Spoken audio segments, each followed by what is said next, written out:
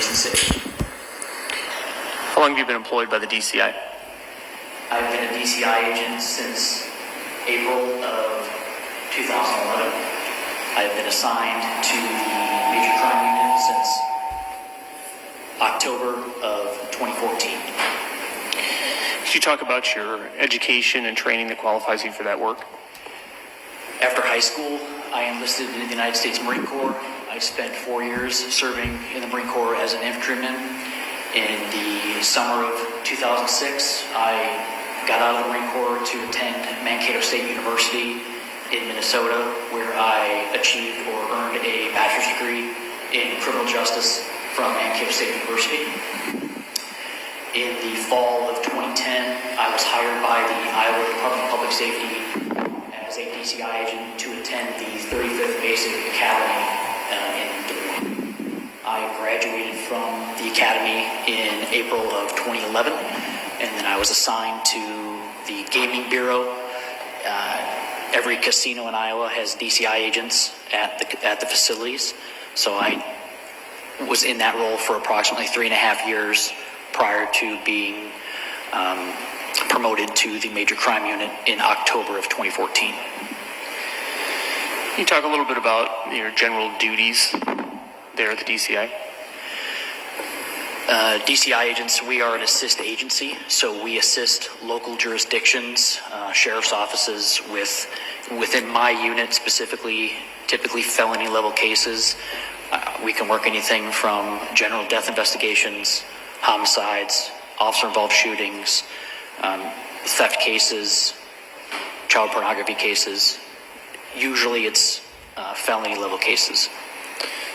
So when you're assigned to investigate a case, what type of steps are you taking? What type of investigation do you typically do? It depends on the investigation. It's really,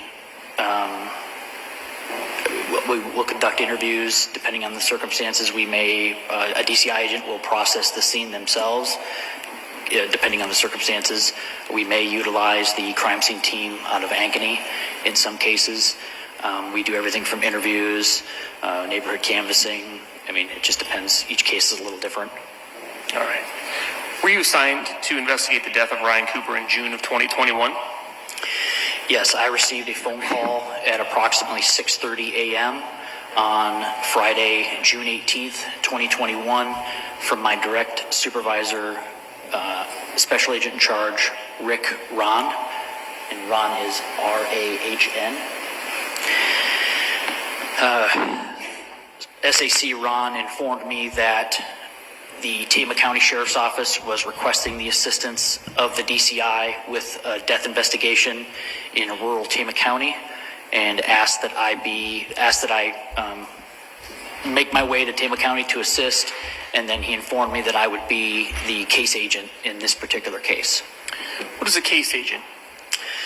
A case agent is the direct liaison. So when a law enforcement agency calls the DCI, an agent will be assigned as the case agent to assist directly with that department. So in this case, I was the direct liaison with the Tama County Sheriff's Office. I would have been essentially the face of the DCI for that case. You are the individual that gives out leads, makes certain decisions in certain cases. You're essentially the manager of that case for the DCI. You gave a brief outline of the information that you had received from Rick Ron, the Special Agent in Charge. Did you have any additional information at that time?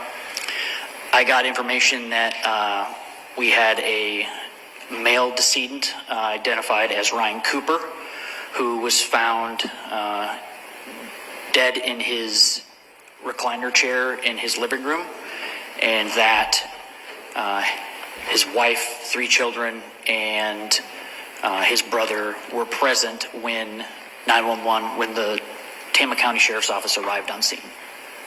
Is that essentially the sum of the information you had then at that time as you began your investigation?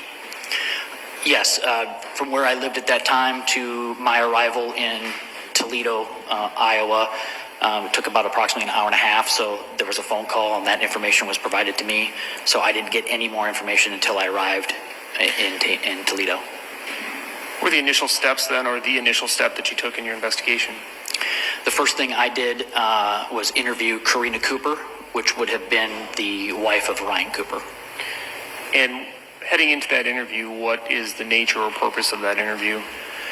She was present, or she was the one who had found Ryan, and we wanted to basically get an overall information of what happened, if she saw anything, heard anything. The person who makes the 911 call is typically a pretty good place to start. And we knew that she was present. Obviously, she's the wife of Ryan. It happened in their home. It's a logical place to start. At this point, the information that you provided, is that your understanding of essentially that was more or less the sum total of information law enforcement had collectively? That's the information that I had. I would say that's accurate to say that law enforcement as a whole, that's about the information that they had. Did you know at this point anything regarding the cause of Ryan Cooper's death? No. We just heard extensive testimony regarding Snapchat communications, cell phone searches, search history, etc. Were you aware of any of that information? Is that information that was available to law enforcement at the time that you did this first and second interview, or did that take place much later in time? Upon my arrival to begin the first interview, I didn't know anything about that. There was information that came in during my initial interview and then throughout the first few days of the investigation, but then the majority of what you're speaking to is later in the investigation. So to be clear, the information we just talked about with regard to the cell phones was not information in possession of law enforcement when you completed these interviews? Correct.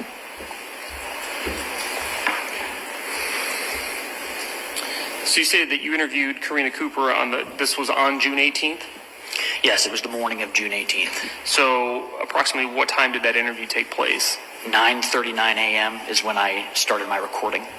We've heard testimony that Karina Cooper called Aaron Cooper at around 4:30, so it's approximately 5 hours later. Yes. Where did the interview take place? The interview was at the Tama County Sheriff's Office. What's your initial approach to the interview? What information are you trying to determine? Really just trying to find out what Karina knew, what Karina had heard, get some background information on her, on Ryan, on the family, really just general information, and then ask her kind of what's going on, find out what's going on with Ryan's death. When you started this interview with Karina, was this a criminal investigation or essentially unknown? Unknown. So did you then ask her, when you first met with her, what had happened that night? Yes, so the conversation started, we spoke briefly about her children, the marriage, the fact that Ryan and her had been together for approximately 15 years, and they had been married for about 12. I think we briefly talked about how he grew up in the Toledo area, or Traer area, and she grew up in Dysart, which in proximity is fairly close to each other. I got a lot of background information for Ryan essentially being a farmer, and she ran a hair salon out of the an outbuilding on their property at the residence. What's the purpose of obtaining all that information? Background, just to try to get to know them, try to solicit information from her, just general information of who's all in the house, who's in the family, things like that. After you've obtained this background information, did you then move forward to attempting to find out what she knew about the death of her husband? Yes, we spoke. One of the questions I had right away was, why is Ryan sleeping on the recliner? What's the situation with that? So we spoke in depth about how he has a snoring problem, and he sleeps on the recliner and has for an extended amount of time. I believe she said essentially when their youngest child was born, which she would have been about 4 at that time, that he had been sleeping on the recliner basically that entire time, or sleeping in the living room that entire time, also due to the snoring. And she indicated that there's always children in the bed, and there has been children in the bed with her for a number of years. Did you ultimately ask her then the series of events that led to her discovering her husband's body? Yes, she said she ran through kind of the breakdown of the evening. I believe she said that there was her oldest son had a baseball game. They returned from the baseball game and kind of did their baseball game kind of ritual of everybody taking showers, everybody having dinner. She said that she was the last one to take a shower, and she thought that she had gotten into bed around 9 or 10 o'clock p.m. on that evening. She said that she sits in her bed and reads on a Kindle, the tablet. I think everyone knows what a Kindle is, but it's a tablet where you read books. And she was reading on her tablet, and she got up to use the bathroom, what she thought was around midnight, maybe 11:30, goes back to bed and falls asleep. And then she wakes up again at approximately 3 a.m. She's not really sure exact time frame. At that time, she uses the restroom a second time, and then goes back to sleep.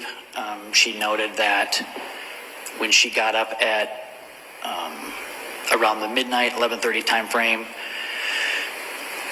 the TV was still on, I believe, and she heard Ryan snoring. And then again at 3 o'clock, she remembers that the TV was off, the room was dark, and she heard Ryan snoring at that time as well. She says after she uses the restroom, she goes right back to bed, lays down, falls asleep, isn't in what she would call a deep sleep, but is awoken by a crashing sound. She said that she instantly thought it was, they had a wire shampoo caddy that sticks to the wall in the shower where you put your shampoo and your soap. That caddy or that wire rack had fallen in the bathroom a few days prior, and she remembers because it scared her, and she thought that that was maybe what that sound was. So she goes into the bathroom, checks out, sees that the caddy had not fallen, goes in, walks out of the bathroom, walks into the kitchen area, looks out the kitchen window, and doesn't see anything out of the ordinary out in the dooryard, and then proceeds to go back through the house to the living room. She goes in the living room where Ryan is. She made a comment that she was kind of upset that he didn't get up because she thought this loud noise, and she didn't know what it was, and usually he gets up when something like that happens.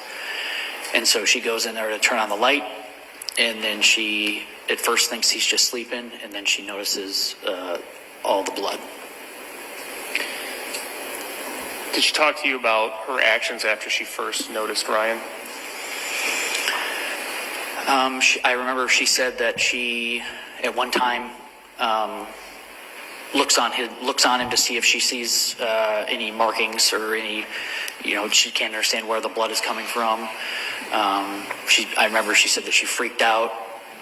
She screams, which I believe the scream caused her son, who was sleeping upstairs, to come downstairs. And she was concerned that something had happened or somebody was maybe in the house. She wasn't sure. So she locks the older boy into the bedroom with the two younger children. And I don't recall if she goes in with them at that point, but she ends up at one point in the room with all three kids locked in the bedroom, and she places a call to Ehemann Cooper, who is Ryan's brother. Did she explain to you what she thought might be going on at that point? She didn't know. She thought possibly somebody was in the house, something had happened, and she was scared that somebody was in the house. And you had said that there was some conversation about her attempting to determine what happened to Ryan. Did she tell you she was unable to determine what had happened to Ryan? Yeah, she said that she looked on his face and couldn't tell if there was any bumps or bruises, cuts, anything like that. She couldn't understand why he was bleeding so much. Prior to this interview, had you listened to the 911 call or reviewed the dispatch logs that indicated information provided by Karina Cooper to the 911 dispatcher? I believe I listened to the 911 call during a break that I took toward the latter part of the interview. During this part of the interview, I don't think I had listened to the 911 call at that point. And we've heard or received evidence in this case that she told the 911 dispatcher that her husband had been shot. Did she ever tell you that? Not during that first interview. And instead she stated she wasn't sure and was trying to look and figure out what was going on? Correct. So she said, as part of your interview, are you attempting to determine a timeline of events? Yes. What's the purpose of attempting to develop that timeline? It allows us to have a better idea of the totality of everything, from the time the 911 call happens to the time the interview happens. Let me back up. From the time that the incident happens to the 911 call, we want to know kind of what that time frame is between discovery of an incident to the 911 call. So she says she hears this noise, she gets up, she believes it's something in the bathroom, she looks out the kitchen window, and eventually she goes in and discovers Ryan's body. She starts screaming, she's retreated with Cade to a bedroom, is that correct? And Correct. called Aaron Cooper? Correct. Did she tell you what she did next? I believe it was kind of chaotic for her as far as how the events played out, but she at one point climbs onto Ryan Cooper, and she said she remembered when Aaron shows up. Aaron comes in from the dining room area of the house behind her, and she's laying on top of Ryan. Did she tell you why she did that? I don't recall.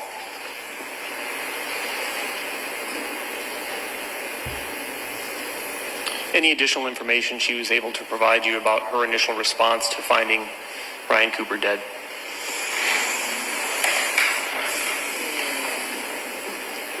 Not that I can recall. In discussing Ryan's sleeping patterns, did she talk about whether he was a heavy sleeper or if he would be up moving around in the night? She said that he typically falls asleep fairly early, and then will sleep maybe till like midnight, and then be up between midnight and 2 or midnight and 3 and watch TV, and he would be up and about throughout the evening. And that's about all she said about his, as far as how deep he sleeps. I don't think we talked about that. Okay. Did you recall her making a comment that he's up roaming in the night like his father? Yes.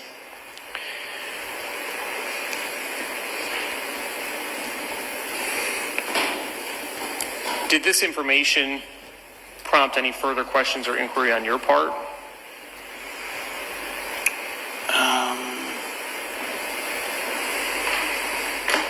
I guess nothing specific.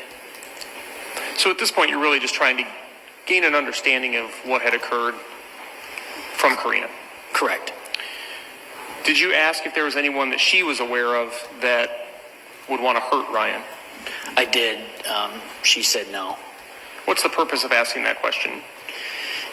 At this point in the investigation, we don't know exactly what is happening or what had happened.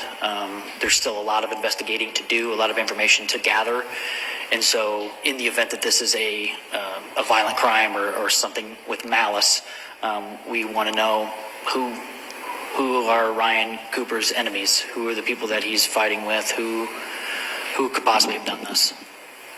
And she stated that she wasn't aware of anyone? Correct. Did you ask her if she had any firearms or weapons in the house? Yes, she did say that when she went into the bedroom with the kids prior to calling Ryan's brother Aaron, that she attempted to remove a firearm from a small safe that was in her closet.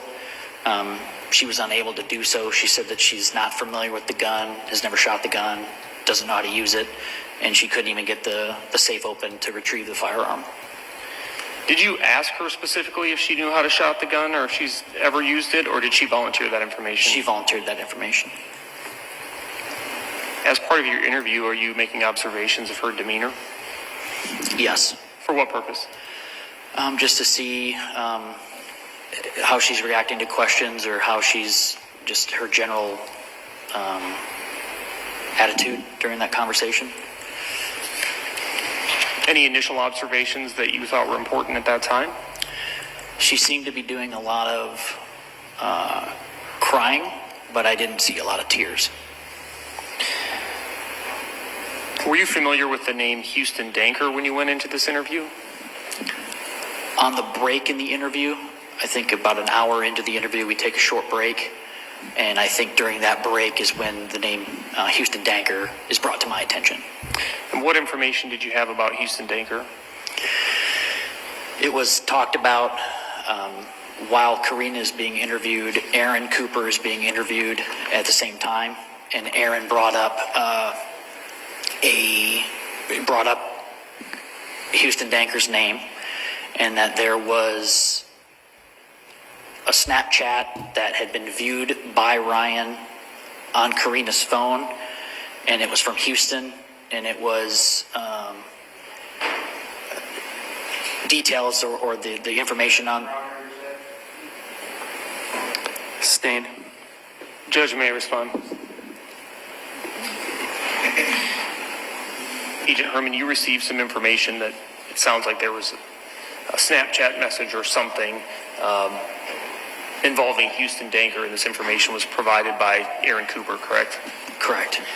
Did that prompt you then to ask Karina about Huston Danker and her relationship with Huston Danker? Yes. What was the purpose of you asking that question?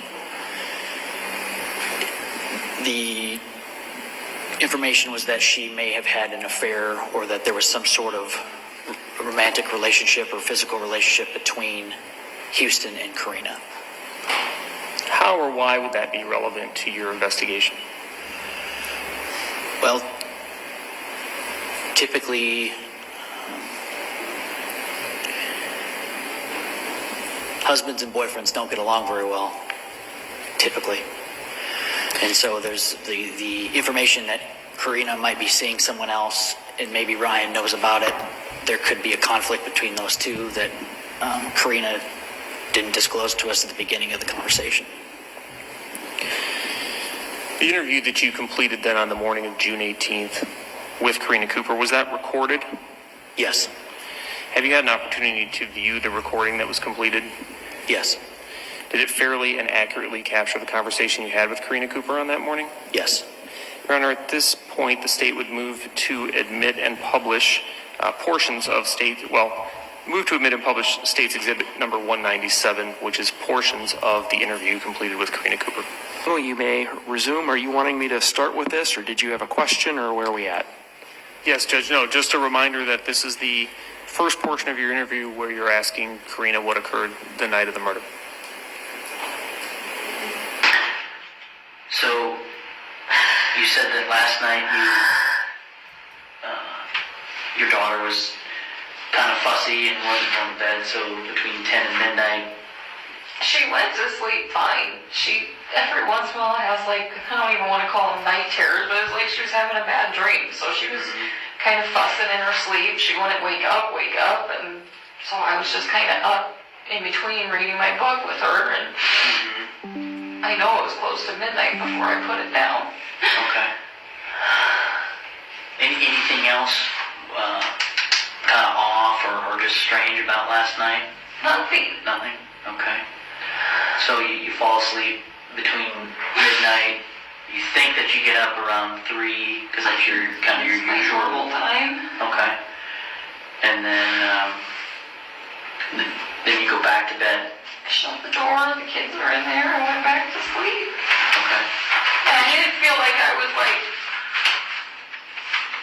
hard asleep when there was it sounded like something crashed in the kitchen. It sounded like something falling, which seems to happen a lot in that house.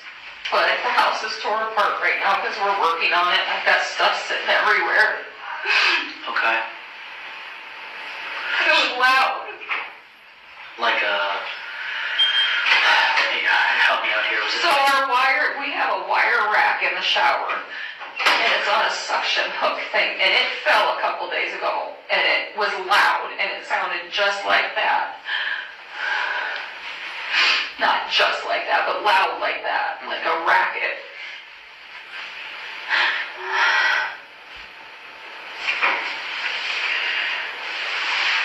So no sounds of like glass breaking or anything like that, just kind of a loud, like you said, a ruckus. Yes. Okay. And that woke you up, or that? It scared me. Okay. Kind of laid there for a second. See if kids woke up, which they didn't. It seems like there's always something stupid once a week that him and I get up and see because of the highway or something. And I got up and I peeked in the living room and he was laying there, and I went to the kitchen and turned the light on in the living room, and then Okay.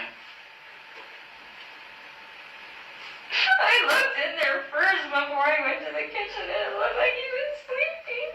Okay. I swear I heard him snore. Did you happen to see him when you got up to go to the bathroom? Did you happen to see him there then? Do you remember? You have to look around the corner to see him. Okay, so you didn't go and see him at that time? Okay. He just went to the bathroom. Okay. So you said that you get up, you hear the noise, you wait there for a minute, you get up, and you go out, you see him sitting there, then you go and turn on the light to the kitchen? I went in the kitchen, there's always a light on in there, so they didn't turn on the light. I went in the kitchen and looked out the window over the sink Okay. towards the driveway, looked around the living room or the kitchen. There's nothing on our walls anywhere because we've been painting and everything. I didn't see anything, so I went in and I don't know if I said his name or not. Okay. I turned on the light and it just looked like he was sleeping. Okay. So when you turn on the, did you turn the light on in the living room there? The table lamp, The yeah. table lamp? Yes. I scared my kids so bad. Yeah.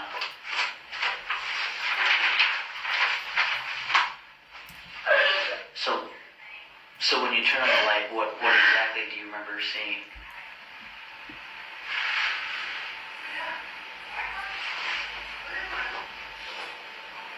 It just looked like he was sleeping. Okay. And then I walked up to him and touched his foot. There's blood, like, everywhere. Like, a lot.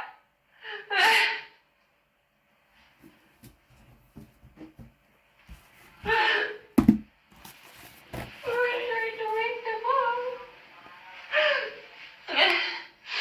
I started screaming, like, a lot. Okay.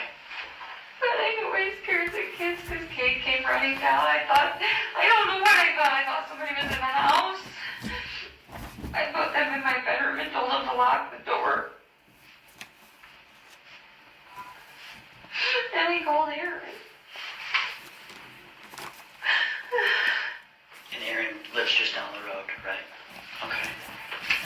So you said you tried to touch his foot, or you touched his foot to try to wake him up? I think so. That's usually what I do is shake his toe. Okay.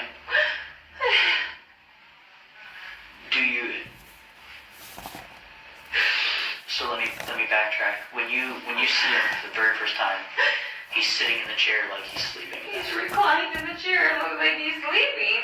Okay. And Blankets on him. where's the blanket on him? Like over him? Like over his chest? Yeah. Okay. His feet always staying up. I swear he was snoring. Okay.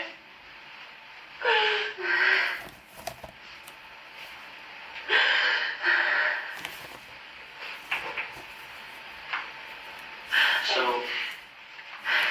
when you notice it, obviously, you see large amount of blood, and you realize that something's wrong, right?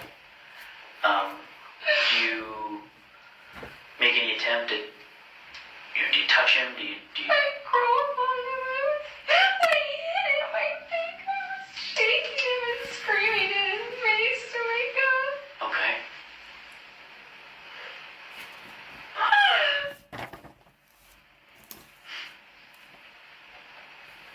He fell on the floor next to him because I think he slipped. And I think I was hitting him. You think you were hitting I him? think I could hit him trying to get him to wake up. Shaking him. Okay. Holding his feet. Like hitting his chest? I don't know, grabbing his shirt or his making him up to wake up. Okay.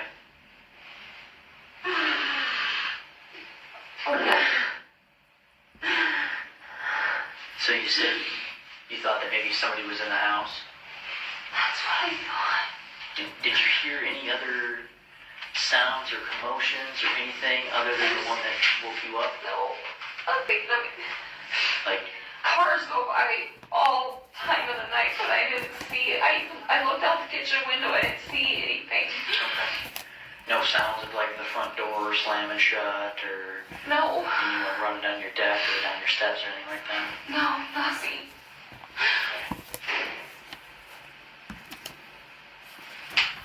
Okay. So, after trying to wake him up or get his attention, you said you called Aaron?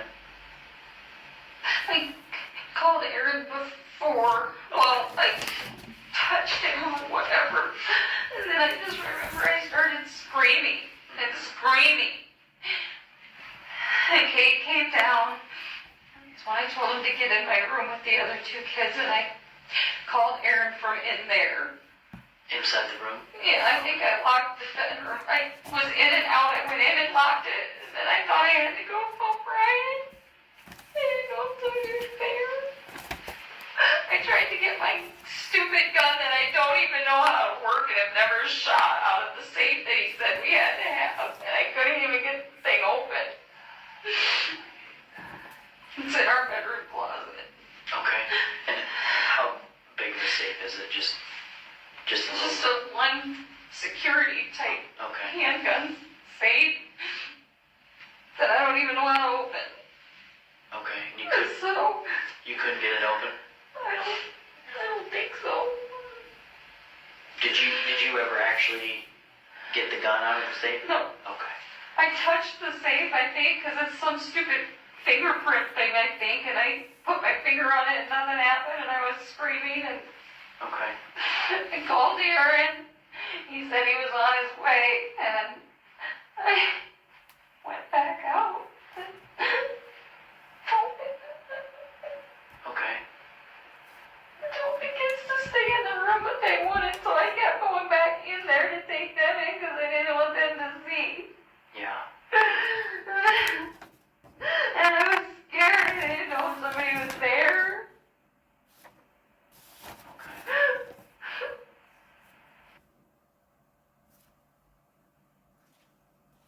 All right, that's the first portion of the interview that you completed. Did you then, as you discussed, ask if Karina had any relationship issues or what the relationship was between Karina and Ryan? Yes. And that portion was captured during the recording as well? Correct.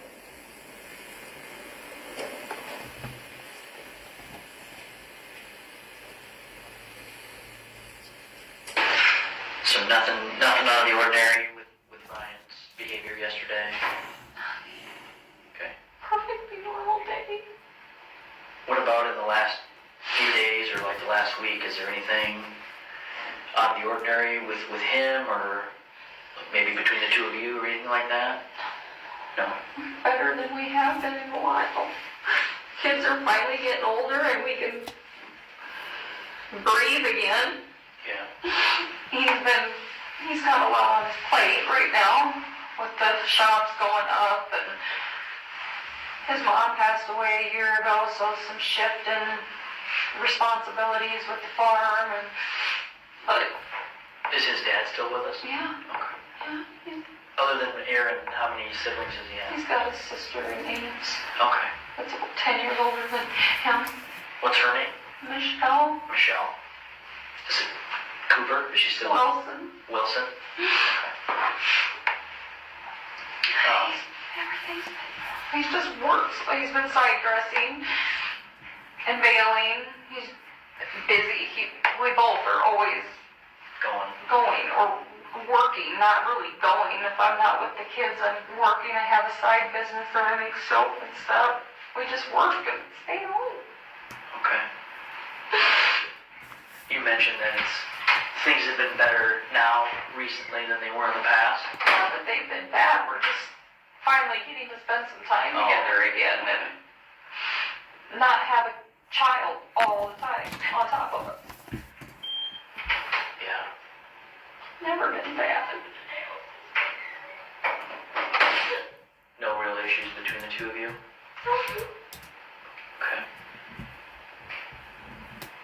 We didn't get married till we were mid-30s. We've been through all that garbage. Yeah.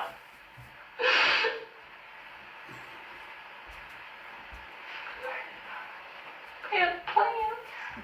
Plans for what? Okay. We wanted to buy a lake house. We were gonna last year and it didn't work out. And then the ratio hit. And we decided that it was a blessing in disguise because we were putting up a shop sooner than we thought. We'd wait a few years. Just had plans. We're 40 years old and we still have a 4-year-old, and we just joked all the time about hoping that we were alive long enough to retire. And go do things.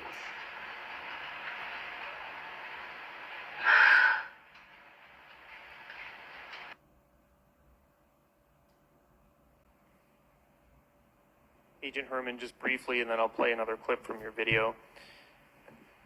There's someone else there in the room with you, obviously. Who is that person? That would have been Special Agent in Charge Rick Ron. And throughout your interview with Ms. Cooper, were there portions you said you weren't certain what had occurred yourselves, what the nature of the injury was? Were there portions of your interview where you spoke to her about essentially the fact that you didn't know what happened to Ryan?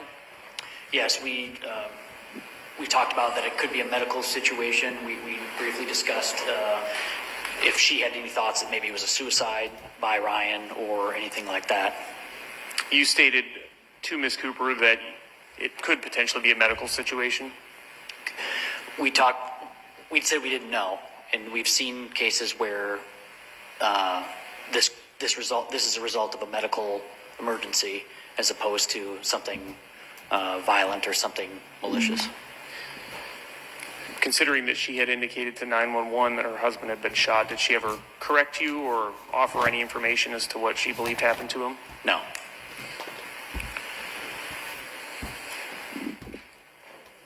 All right, returning then to the next portion of your video clip, did you ask, or did SAC Ron ask additional questions regarding her relationship with her husband? Yes, he did.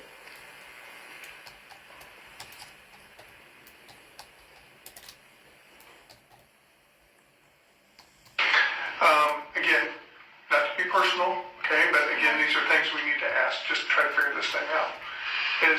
Has there been any marital issues between the two of you? We had a rough patch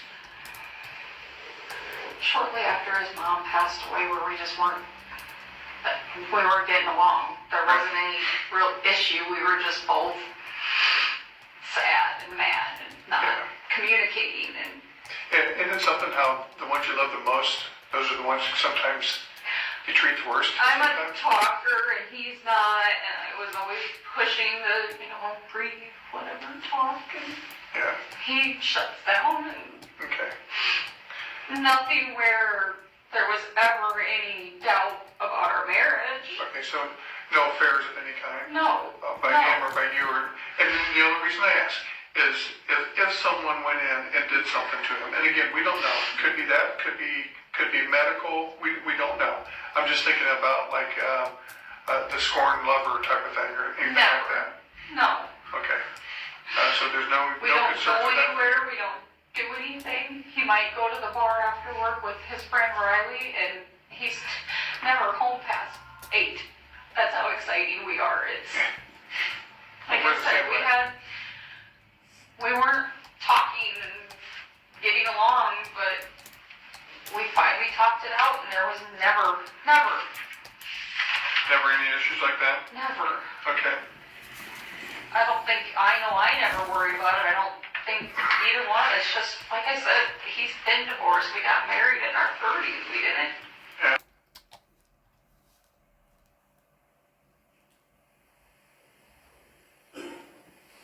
And further along in your interview, did you again ask her to recount, or did she provide further details or a retelling of what had occurred the night that Ryan died? Yes.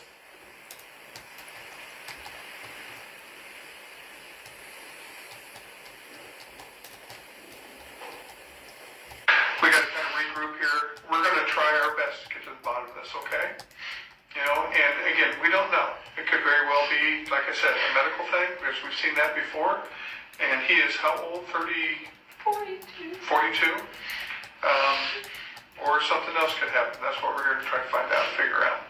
But basically, to rehash things, just to make sure, you hear this noise, you get up, you think at the time it sounded very similar to the wire rack that had fallen in the shower a couple days earlier. But you went around, didn't see anything, hear anything unusual, didn't hear any cars speeding away, didn't hear any talking or communicating that was going on inside the house at all. Nothing. Is it a one-story, two-story home? Story and a half. Story and a half. And you didn't see anybody flee or anything like that? Nothing that gave you concern that at least someone was still in the home? Or did you think at the time someone was in there? I don't know. I was just nervous, just scared. Okay. I don't really feel like I thought anybody was in the house until I saw him. Okay. And I saw blood. And Yeah. I don't know. I just started screaming. Okay. All right. Well, let's give us a couple minutes here. We'll be back, okay? You sure you don't need anything?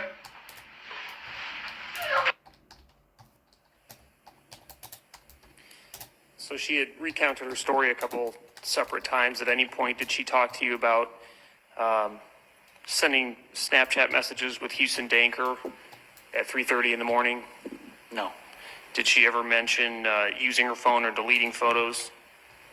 No. Did she talk about anything that would explain taking over a football field worth of steps? No. You said that in your prior testimony you took a break and at that point found out some information about an individual named Huston Danker and asked follow-up questions related to that, correct? Yes. And we just saw you in the video getting up to take your break, correct? Correct. All right. I'm going to play the remaining portion of your video.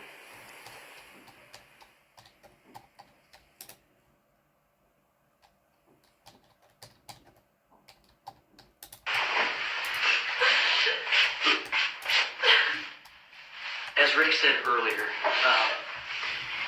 we don't know what happened. Like he said, we don't know if this is a medical thing. We don't know if something bad happened or if something did something to Ryan. And that's obviously what we're trying to figure out. One of the questions I have is, do you know anyone that would have any reason to hurt him? No. Has he had any issues with anybody? No, nobody. He doesn't hurt anybody. Okay. I know you said that he is usually home by 8 o'clock, but sometimes goes to the bar with Riley. Once in a while, yeah. Has he talked about maybe somebody he ran into at the bar that maybe there was... I guess I'm just trying to wrap my head around it. You know, if anyone No. is going to come into your house and do something to him, Nobody. can't think of anybody?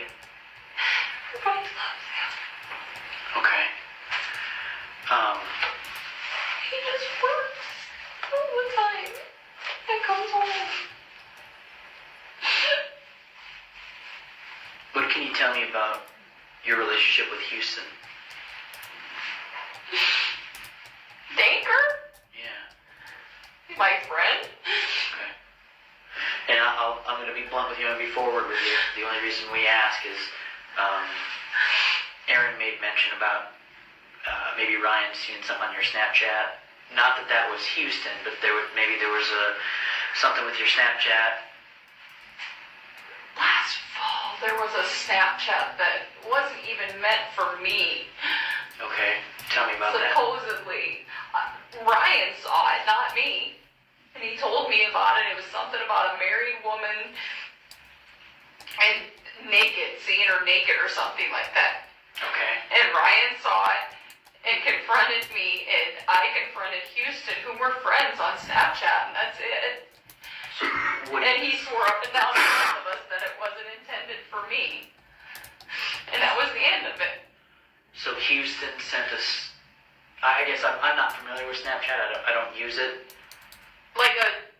Not a picture, Ryan took a picture of the, message that he sent through Snapchat about something about being a married woman or something. I barely even saw it because I didn't know what the hell it was. Okay. And he swore up and down it wasn't meant for me. And we had snapped each other earlier in the day that day because he got some product from my salon. Okay. So he said that he sent it to the wrong person. So, I guess. This is dumb. Well, we're trying to get to the bottom of dumb. Oh my God. We're just making sure that all the questions are answered. So, and correct me if I'm wrong, is it a situation where Houston sends a snap to you that's not supposed to go to you? Supposedly. That He did send a snap to me, yes. that is about you being a married woman or naked with a married woman? You don't know. Well, what does Ryan say about that? We've talked about it since then. We've talked about it with friends. That's how non-issue it became after we talked about it. That said something about, remember, I've seen you naked. It's something about a married woman. Has Houston seen you naked? No! God, no! Okay. He's 22 years old! Oh, No! to each their own. I'm just. Stupid town and their rumors! No! Okay. I cut his hair. Okay. I watched his kids a couple times when his babysitter flaked. Okay. Oh my God.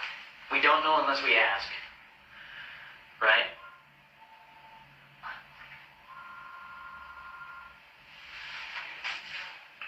So, and I'm not trying to put words in your mouth, but it's safe to say that nothing is going on between you and him. Absolutely not. After that Snapchat, I don't even talk. I don't cut his hair anymore. I told Ryan I would just keep a distance from everybody, from him, from his brother, from anybody related in that age group, Okay. to make him feel better. And it's been a non-issue since then. And this was, you said last fall. Get a better time frame on that? This snap was not last fall. It was more like this spring or late winter. Okay. Okay. Last fall is when I was supposedly horsing around with him because I babysat his kids and his truck was at my house because I babysat his kids. That's what all that stupid Huston Danker stuff started with. Okay. We're friends. Ryan didn't like him. They don't fundamentally get along. So as his wife, I said, I'm not his friend anymore. Or cutting his hair. Just keep a distance. And it was over. It was done. Okay. When's the last time you socially interacted with Houston? Or cut his hair or anything like that? Last fall. Okay. Okay. Don't talk to him. He asked me to watch his kids one time. Might have been, I don't know if it was last fall or this spring, because it was field work, and I said no, that Ryan wasn't comfortable with it, but Amber, my friend Amber, would be more than willing to, and he called her, and she became his babysitter. Okay. That's the last I've spoke with him. And what's Amber's last name? Monit. Monit? M-O-N-A-T. Okay. Like I said, we get information and sometimes we have to ask stupid questions. Okay.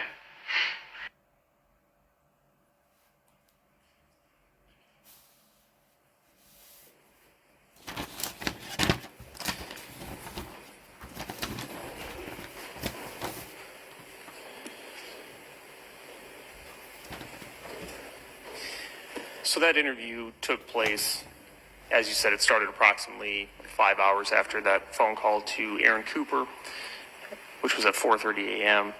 You also stated then that you conducted an additional interview the following day on June 19th of 2021. Yes. What was the purpose of that second interview? To try to get more information from Karina. The autopsy had been completed on Ryan, and we had completed our search of the house and processing of the house. So I had some follow-up questions for Karina that following day.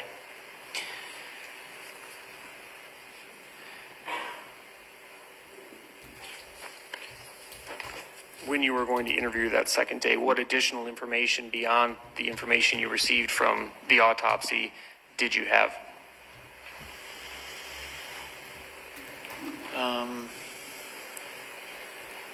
Well, we had processed the house, so there were some questions that related to what we found at the house.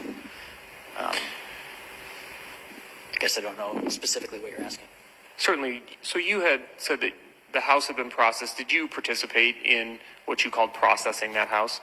I did, yes. And when you say process the house, what do you mean? Oh, in this particular case, we utilized the DCI crime scene team. And so the crime scene team came and they did the majority of the processing. But in this particular case, I assisted with looking through. There was a couple of outbuildings on the property as well as some vehicles away from the residence, the actual home. And so I helped photograph and look through both those vehicles and some of the outbuildings on the north side of the property. And briefly and just generally, what types of things were you looking for? Just anything, firearms, any information. We weren't sure at that time whether this was maybe a break-in or attempted robbery or something like that. So we were trying to see if there was anything of value that would have been around the property that was maybe missing, as well as anything evidentiary involved in the case, just, blood or anything that was out of place. Did you locate any signs of forced entry during the processing of the scene? No. Did you locate any missing valuables, or did you locate valuables that were still present at the scene? We did. I was able to locate a firearm in one of the pickups on the property, and in a separate vehicle, I located a envelope with $600 in cash and checkbooks. I believe the checkbooks were for the Cooper Farm Incorporated, their LLC or their company that they have. Those were in I would call it an older farm truck, not the nice shiny new one. So. All right. Why was that important or relevant to your investigation? It just showed that, if the intent was to come in and steal things, they didn't look very hard, because the unlocked pickup truck next to their house had a pretty good haul in it. All right. So you have that information, not full details, but generally what did you learn from the autopsy? That the cause and manner of death was gunshot wounds of the head, and that it was manner of death was manner of death was homicide. And you said gunshot wounds. Do you remember how many? 2. How did that information influence or affect your subsequent interview? It took out the theory of, is this a medical problem? Is this a suicide? It made it clear that something had happened and that this was a homicide. With that in mind, was part of the nature of your questioning involving, again, not only developing a timeline, but also scene security, or essentially the security of the home itself? Yes. Had you learned information about, and we've heard some previous testimony about the fact that there was a family dog? Yes, they have a Rottweiler at that time. His name was Ransom, and that he was present in the residence. It was explained to us that Ransom barked at everything. Ransom was a very protective dog, as Rottweilers tend to be. He slept in the house most nights. When it was cooler out, he would sleep outside, but in this particular evening, he was in the residence, and in fact, in the bedroom with Karina and the two younger children. And she provided you with that information? Yes. With regard to the security of the home, did you ask her questions about the door that was located behind the recliner Ryan Cooper was found in? Yes. Generally speaking, was the house typically locked? Were doors always locked? Who locked them? She indicated that Ryan was always kind of the last one in the house in most of the time, and that he would make sure things were locked up, and that they were more focused on locking the shop because there's typically more valuables in the shop as opposed to the residence. She specifically said that she was 99% sure that door behind Ryan was locked, and that she had been doing some painting, and through the course of that, she had made sure that that door was locked as she finished her painting. Did you try to determine where everyone else in the house was at that time? We've heard testimony at this point that at the time she finds her husband, Ryan Cooper, there were 3 children in the home as well. Did you try to make a determination of where everyone was sleeping that night? Yes.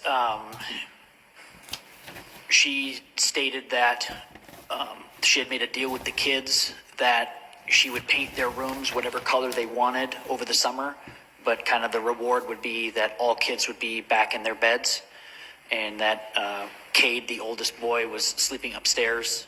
He would sleep on the sofa with his dad and watch TV. The last few evenings he was going to his room, and that the 2 younger children were, by the end of summer, before school started, supposed to be back in their rooms, but on that particular night they were sleeping with Karina in her bedroom.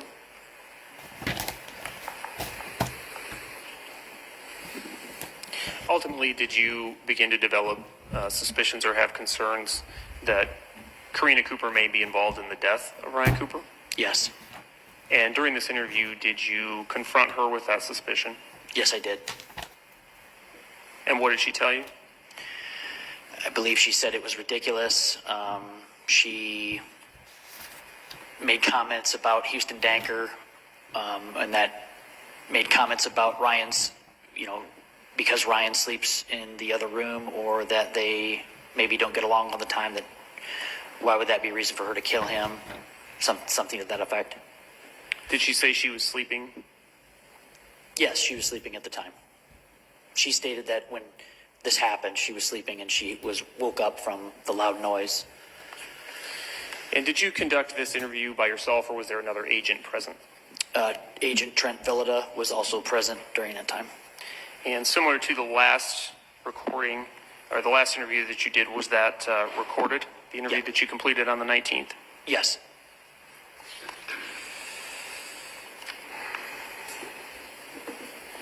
Your Honor, at this time, let me just ask you, have you had an opportunity to review the recording of that second interview? Yes. Did that fairly and accurately capture the interview that you completed with Karina Cooper on that date? Yes, it does. This time, the state would move to admit and publish State's Exhibit number 301. Any objection? None, Your Honor. All right, State's Exhibit 301 is admitted. Let me know when you're ready, Mr. Ringgold.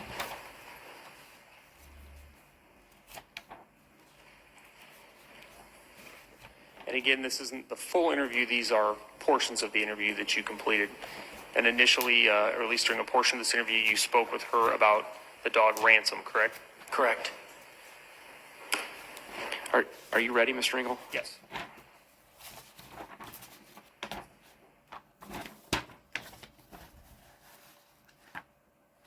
What about the dog? I noticed I stepped in a couple piles of dog poop. And somebody said you guys have maybe a Rottweiler. We have a Rottweiler. Okay. Where's the dog? Where's the dog now? He's with some friends of ours that watch him when we go on vacation. Where was the dog on Thursday night? He was in the bedroom with me, Okay. and he barks at everything.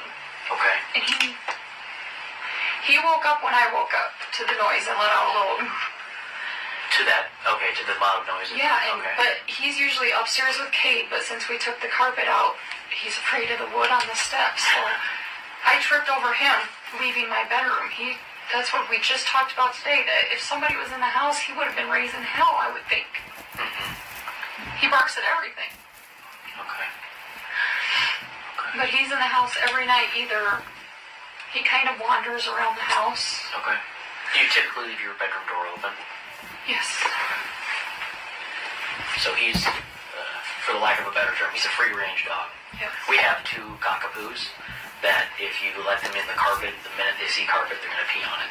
And they've been potty trained for 3 years. They're cats. Yeah. Cats pee on everything. As soon as they see carpet, it's pee time. So we seclude them in a little thing at night, but they have free range of the It's all upstairs. over the house. Okay. You could probably leave him in the house for 2 days and he wouldn't go to the bathroom. He just Okay. goes everywhere in the yard. Okay. But he's almost, this time of year, if it's a nice cool night, he likes to lay on the patio furniture and he might not come in. Okay. But when it's hot like it has been, he's in the house. So it's not uncommon to let him in the house. Like No, almost every night. I prefer he be in the house just because we lost a few dogs to the highway, so we try to keep him inside at night. What's his name? Ransom. Rainbow. It's a good dog name. I went with Doug. Which I think is Also a good name. It's a good dog name. Okay. So Ransom's in the house. He doesn't make much noise other than the kind of the. Just a real low, like he does that if Ryan gets up to go to the bathroom, or Okay. Okay. he full on barks if he hears something outside or in the house. Okay. Well, that kind of takes me into my next question. You get up at 3 a.m. to go to the bathroom? Around there usually is when I do. Okay. Kind of take me back through that. I know you said that you thought you went to bed about midnight. I think I finally fell asleep about midnight. Cortland was kind of up and down, not up, but crying in her sleep or something all night. I know I got up to go to the bathroom. The TV was off because it was on before. It's right there in front of the doorway, so I glance, and a lot of times if it's still on, I'll go in and shut it off. So it's off at 3 a.m. It was off. And did you look at the clock? Do you know that it's 3 a.m.? No, I just know that that's usually about the time that I wake up and go to the And bathroom. it's because you take the water pills? Yes. And what does that do? What does the water pill do? It's not a water pill. It's called Be Epic. It's like a weight management pill. Okay. And that's the only thing I can blame it on, that I tend to go to the bathroom a lot with it.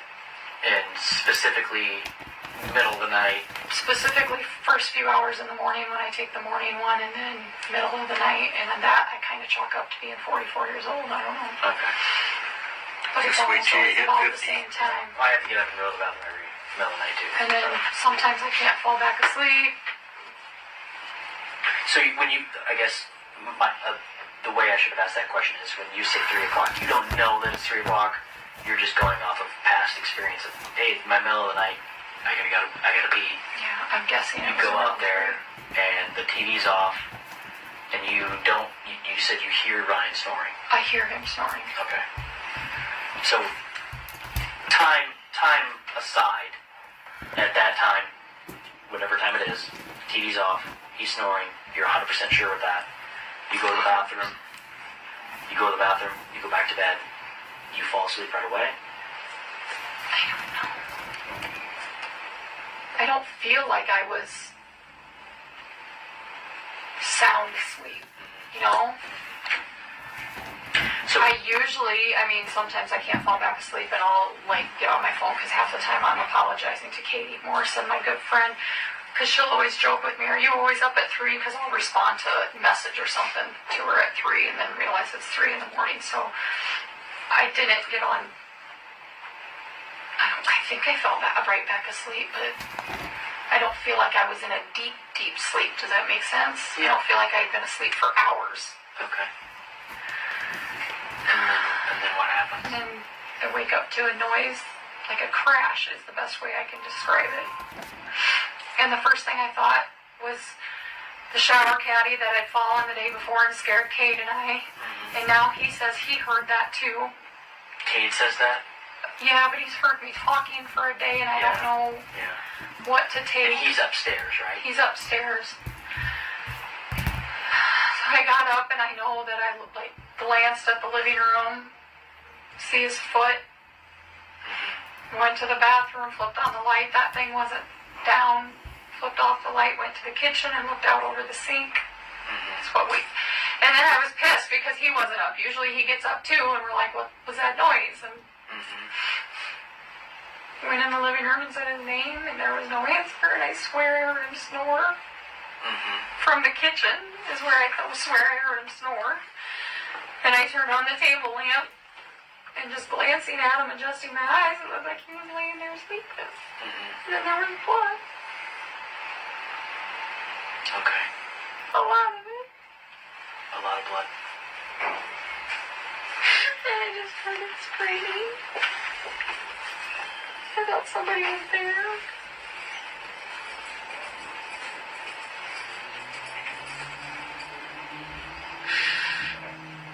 Kate came running down the stairs, and I don't know if I was going to be going up the stairs. I don't know, but I was at the bottom of the stairs when he came down. And I think I scared him because he turned around and started running back up. And I said, no, come down here and get in the bedroom. And I put him in the bedroom with the other two, and I said, lock the door. And I think I locked myself in there too when I called Aaron. I think I was in the bedroom when I called Aaron. And then I told them to stay in the bedroom no matter what and don't answer for anybody but me or Aaron. And I went out and tried to wake him up. And did the kids listen to you? Did they stay in there? Kate came out and came running, and he slipped in the blood that was on the floor.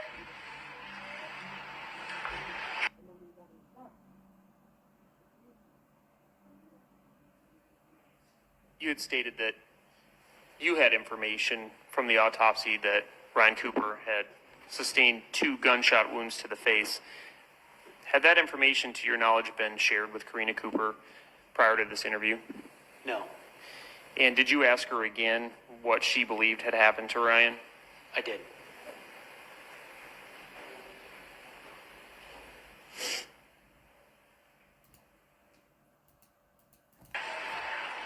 What did you think about, like, how's this blood?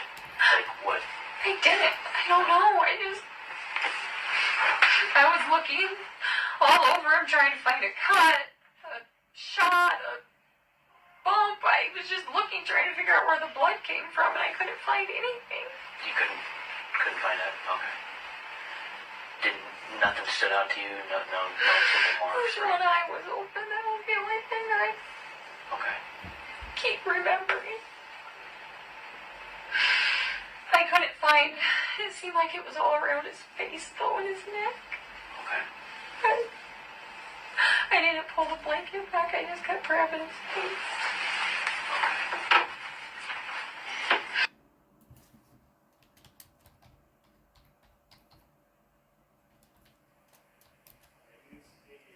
You'd stated before that you asked her about the door behind Ryan. Why were you asking about that door? After processing the scene, we found what at that time would appear to be blood on the steps and the stairwell behind that door, and we were wondering if someone had come in that door, come out that door, if that door was locked, if it was open when she found Ryan, or if it was closed when she found Ryan, or what was the status of that door when she discovers Ryan.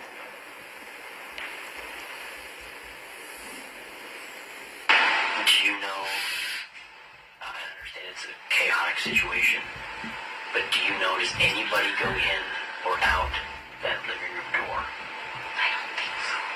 I know Kate was next to that living room door because that's where he slipped. But he would have had no reason to open it. He was there involved, asking me what's wrong, asking Daddy to wake up. So, I don't know of any reason why. I don't remember anybody going in or out that door. The deputy was behind me. They didn't come in that door. I think Aaron met him at the kitchen door. And you said when Aaron comes in the house, he comes in the kitchen. He was behind He comes in behind When you. I noticed him, he was behind me. He wouldn't have used the living room door. Everybody that knows us uses the kitchen door. Okay. It wouldn't have probably even occurred to him to go in the living room. So it's safe to say that as far as you know, nobody came in. I wouldn't think so. And No. nobody went out that Not north. before or after, or before I was out of the house.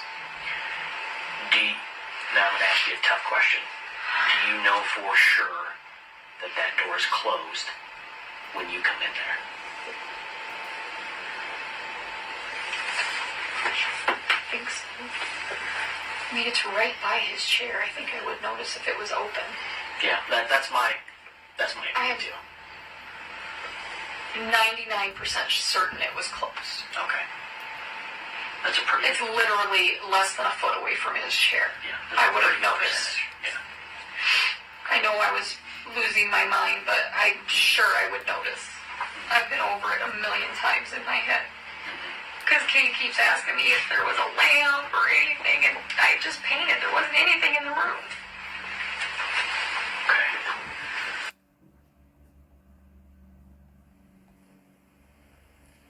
She had described to you during the first interview hearing a crashing sound. Did you follow up on that crashing sound? Yes. For what purpose?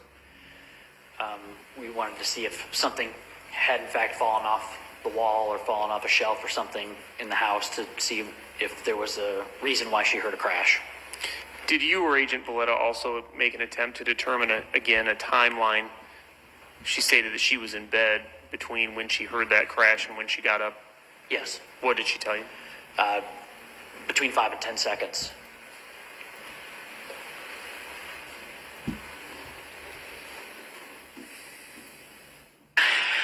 Going over it in my head after, I wondered if something that I had stacked up, to put back up on the walls, but all that stuff is in my bedroom. And it didn't sound like it was in my bedroom. It sounded like it was basement, kitchen, all those sounds sound distant. Sounded distant. Okay. But it sounded not like glass breaking, it just sounded like a crash. Sounded like something falling off a shelf. Yes. Or falling Yes. from up high down. Down low, onto something hard, not carpet. Okay. But it wasn't even loud enough, like I said, to wake the dog. And usually, if there's a loud enough noise, he's barking. Barking. And he doesn't give out a bark. He just Just the low, like the warning. Lets the air out of his lungs. Yes. Yeah, my dog does the same. And then he followed me. He wasn't even raising hell once he followed me out of the room. Okay. Do you know? Can you answer this when you're going back and forth and this is all going on? Does Ransom stay in the room with the kids? I know he was in there at different times. In the room with Ryan or his? No, in the room with the kids. Okay. I don't remember him ever being in the room with Ryan. That doesn't mean it didn't happen, but I don't remember it. You don't remember shooing him out of there, grabbing him, throwing him outside, or anything like that? No. No, he didn't go outside, I don't think, until I did, but I don't know for sure. I know he was in the bedroom when I went back in the bedroom with Cade, because I locked the door and he was in there. Because he was upset, agitated. He wasn't barking, but he was agitated. He's probably going off of your, Right. They can sense that stuff, right? Yeah. I mean, your dog gets freaked out because when you're freaked out, Yeah. you I have to think, though, I don't know if Cortland stayed in the bedroom the whole time, but from what they're telling me, that Cable kind of came in a little bit and she probably followed him. I would have to think that the dog did, too, because he follows those kids around everywhere. Okay. And how is he a big dog? He's 130 pounds. That's a big dog. He's a big dog. He's a big baby, but usually at night he kind of, with the other two always being in bed with me, we always joke that he's pacing because he'll usually sleep at Ryan's feet for part of the night. He'll come in my bedroom for part of the night. He goes upstairs, or he did while there was still carpet with Cade. He's very protective. So more than likely he was between the two rooms, but if I had to guess, he was with the kids. Okay.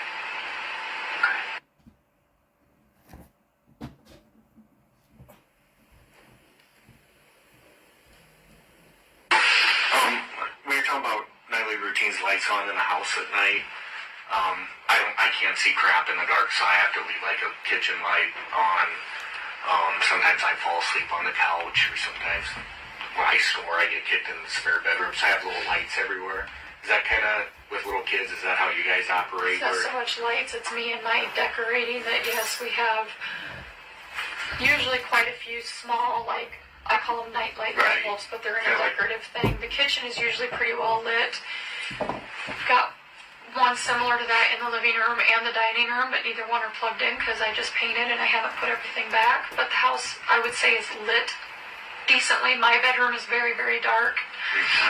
The yard light comes through in the living room. That's how I can usually peek in on Ryan. And that was the other thing we always forget to ask, every case I ever do, the outside lights. So that you have the outside driveway light that's always on. Yeah, that's You have the a yard motion light. light too by the door. I can't remember myself. We have can lights that are new That's since we okay. got the house sited, and they're never on because we've never had them before. We always Right, forget. always forget. But we would turn the few times that I've left those on, like when he was combining or something, until he got home, he shuts those off at But like with most farms, the driveway is at least lit. the yard light is quite bright, and it shines right in that living room because I figured he was going to have a fit because I hadn't put curtains or anything back up yet, so it was going to be light. Right. He was just sleeping. Okay, yeah. And I always forget to ask that, and I have to call you at some point. You know, like my wife, when you hear a noise at night, my wife, especially when the kids were little, we have this big fat cat in our house. He's like 10 times as big as he should be, and he always jumps up on something. It sounds like a bowling ball hitting things, right? So every time Henry would jump on something, my wife would be like, oh shit, and she'd roll out and be on her feet into the hallway. Is that kind of like you, where you're... Yes, when the kids were really little, Yeah. I think I'm getting over that a little bit, that I'm sleeping a little harder than I You're used to. 40, I'm 49, so I get where you're coming from. I'm sleeping harder than I used to, but I don't feel like I was sleeping real hard that night anyway, because Portland was having a weird night that she was fussy. So I guess my question then would be, is when you hear that noise, are you pretty quick to get out of bed? I don't feel like I was. I feel like I laid there scared for a second before I moved, because usually he'll jump up, But and like then when I within see a- him get up, within less than 10 seconds, but usually he's up when there's a noise. Right. And And then usually, I get up because I'm not. and usually my wife has to wake me up and say, go look, because I don't hear anything, so... So I probably laid there for what now feels like probably too long, but at the time probably 5-10 seconds, and he Okay. didn't get up, so that's why I would have peeked in the living room to see if he was sleeping.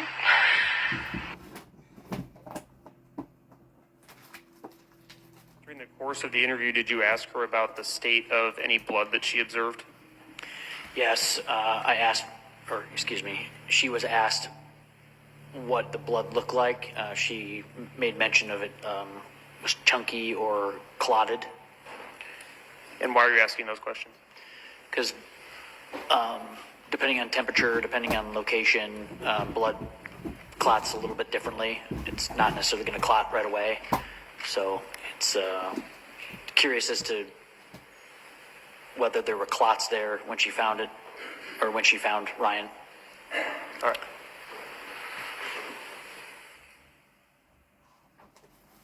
And you said when you went out there, you saw a lot of blood. Can you kind of tell, because I had a... Did you see any behind him, on the floor, anywhere else? Not at first. After, when I was kind of pulling at his shirt and looking around more, I saw, and maybe it was when Kate slid, because I remember looking down and freaking out because he slid in blood, and I remember seeing splatters Right. on the floor beside the chair. I don't remember anything. Did it look like pools, or did it look just like... It looked like I remember seeing dots, Right. but it had to have been more if Kate If slipped. he slept, right. I don't remember seeing any behind him. I remember his favorite blanket that his sister made him that was on him. There was like chunks of blood. Does it make sense? Yeah.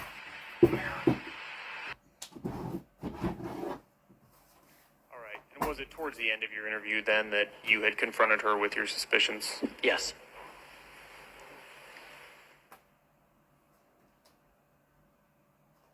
Is I think that this is a permanent solution to a temporary problem. Whatever's happening between you and your husband, whatever the issues are, okay? There are no issues. There are no issues. Because my husband sleeps in a chair in the living room? I'm not saying that. Because rumors flew last fall that I was sleeping with some kid that he even said was ridiculous and apologized to me for. Because as a married couple, we had a few months that we weren't communicating very well because we dealt with his mom's death, hard. We've been fine. Never once did either one of us ever say that we were going to leave. Never once did we doubt our marriage, our kids, our family. We have plans.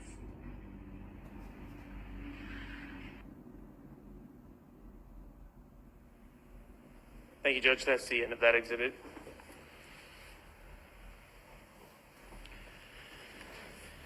Again, at any point during the second interview, did she talk to you about being awake at 3:30 in the morning and sending Snapchat messages with Huston Danker No. or deleting photos? No. Did she ever talk about the fact that she was having an affair with Huston Danker? No. And did she ever state that Huston Danker was a threat to Ryan in any way? No. No further questions.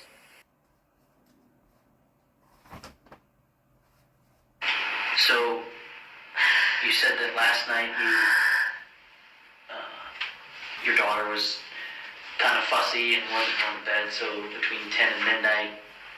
She went to sleep fine. She, every once in a while, has like, I don't even want to call them night terrors, but it was like she was having a bad dream. So she was kind of fussing in her sleep. She wouldn't wake up. And so I was just kind of up in between reading my book with her. And I know it was close to midnight before I put it down. Okay. Anything else kind of off or just strange about last night? Nothing. Nothing? Okay. So you fall asleep between midnight. You think that you get up around 3, because that's your kind of your My usual normal time. Okay. And then you go back to bed. I shut the door, the kids were in there, and went back to sleep. Okay. And I didn't feel like I was like hard asleep when there was it sounded like something crashed in the kitchen. It sounded like something falling, which seems to happen a lot in that house. But the house is torn apart right now because we're working on it. I've got stuff sitting everywhere. Okay. It was loud. Like help me out here. Was it? So we have a wire rack in the shower, and it's on a suction hook thing, and it fell a couple days ago, and it was loud, and it sounded just like that. Not just like that, but loud like that, like a racket.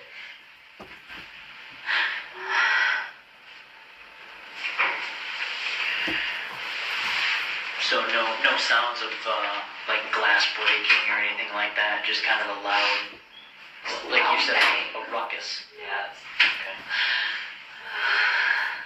And that woke you up, or that? It scared me.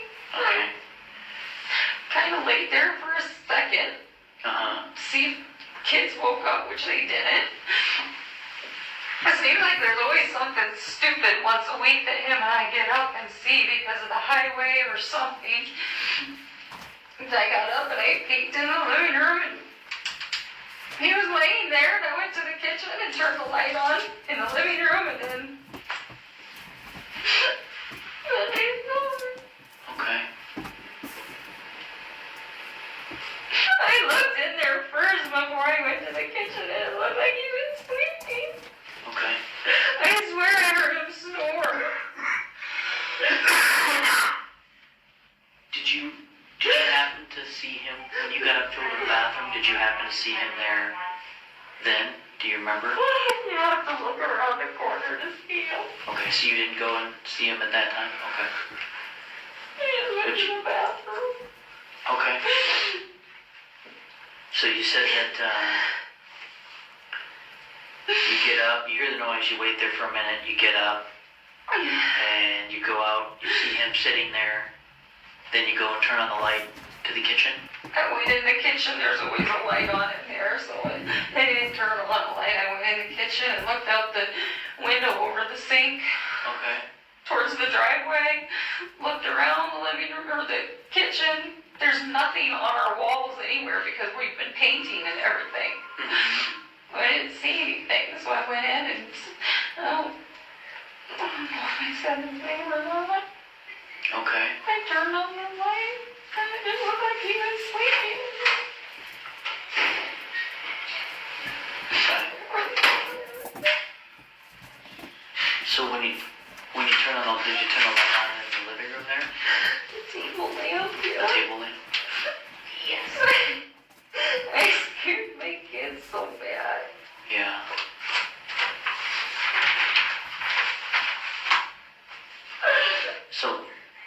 So when you turn on the light, what exactly do you remember seeing?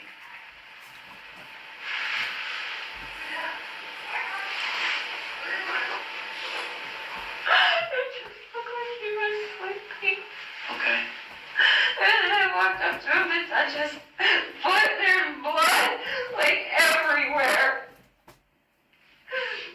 Like, a lot.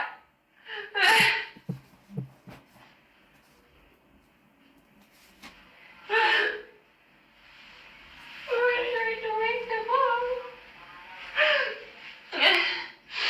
I started screaming, like, a lot. Okay. But I knew I scared the kids because Kate came running down. I don't know what I thought. I thought somebody was in the house. I put them in my bedroom and told them to lock the door. Then I called Aaron. And Aaron lives just down the road, right? Okay. So you said you tried to touch his foot, or you touched his foot to try to wake him up? I think so. That's usually what I do is shake his toe. Okay. Do you? So let me backtrack. When you see him for the very first time, he's sitting in the chair like he's sleeping. He's reclined in the chair and looks like he's sleeping. Okay. And Blankets on him. where's the blanket on him? Like over him? Like over his chest? Yeah. Okay. His feet always stay up. I swear he was snoring. Okay.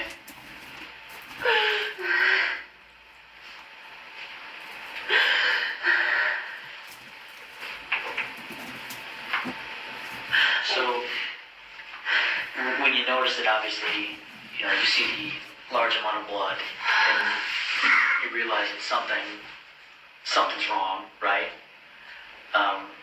Do you make any attempt at, do you touch him? Do you? I crawled on him. I hit him. I think I was shaking him and screaming in his face to wake up. Okay.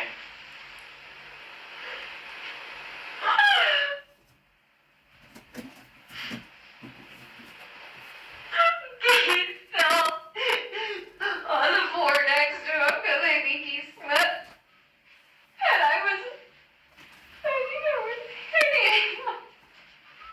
You think you were hitting I him? think I kept hitting him, trying to get him to wake up. Shaking him. Okay. Holding his feet. Like hitting his chest? I don't know, grabbing his shirt or his face. Him up to wake up. Okay.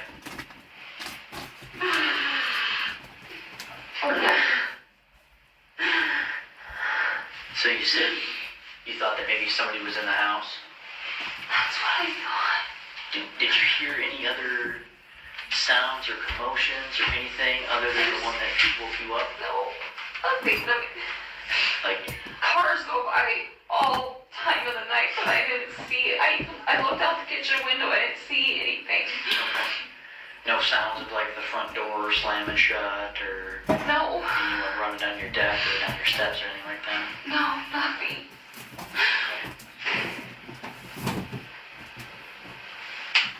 Okay. So, after trying to wake him up or get his attention, you said you called Aaron? I called Aaron before. Well, I touched him or whatever. And then I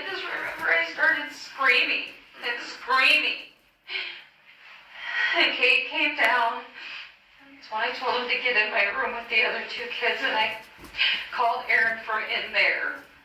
Inside the room? Yeah, I think I locked the bedroom. I was in and out. I went in and locked it, and then I thought I had to go home, Brian.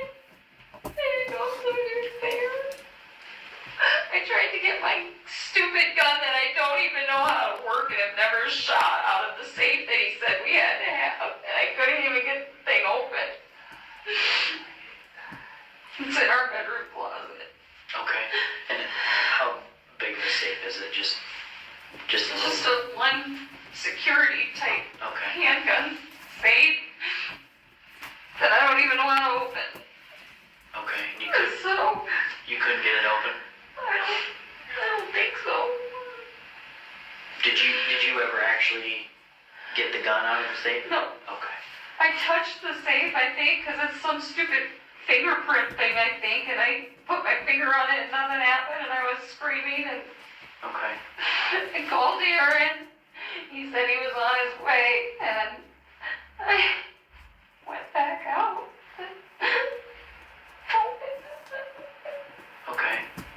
I told the kids to stay in the room, but they wouldn't, so I kept going back in there to take them in because I didn't want them to see. Yeah. And I was scared. I didn't know if somebody was there. Okay.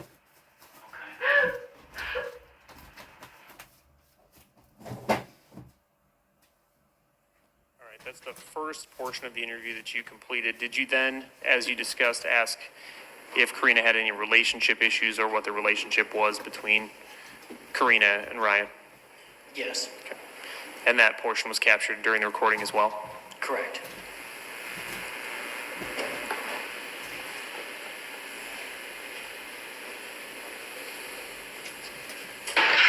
So nothing out of the ordinary with Ryan's behavior yesterday? Okay. Perfectly normal day. What about in the last few days or like the last week? Is there anything out of the ordinary with him or maybe between the two of you or anything like that? No? Better than we have been in a while. Kids are finally getting older and we can breathe again. Yeah. He's got a lot on his plate right now with the shops going up, and his mom passed away a year ago, so some shift in responsibilities with the farm, but Is his dad still with us? yeah, Okay. Other than Aaron, how many siblings does he have? he's got a sister and aunts Okay. that's about 10 years older than him. What's her name?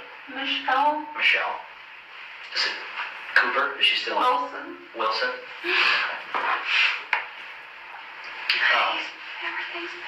He just works. He's been side dressing and bailing. He's busy. We both are always going or working, not really going. If I'm not with the kids, I'm working. I have a side business that I make soap and stuff. We just work and stay home. Okay.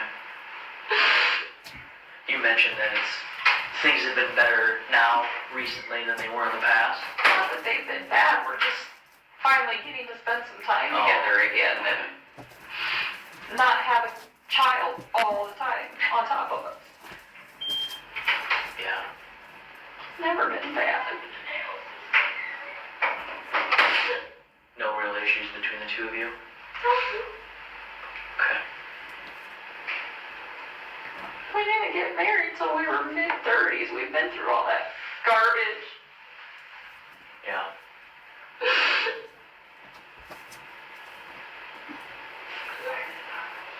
We had plans. Plans for what? Okay. We wanted to buy a lake house. We were gonna last year and it didn't work out. And then the ratio hit. And we decided that it was a blessing in disguise because then we were putting up a shop sooner than we thought. We'd wait a few years. Just had plans. We're 40 years old and we still have a 4-year-old, and we just joked all the time about hoping that we were alive long enough to retire. And go do things.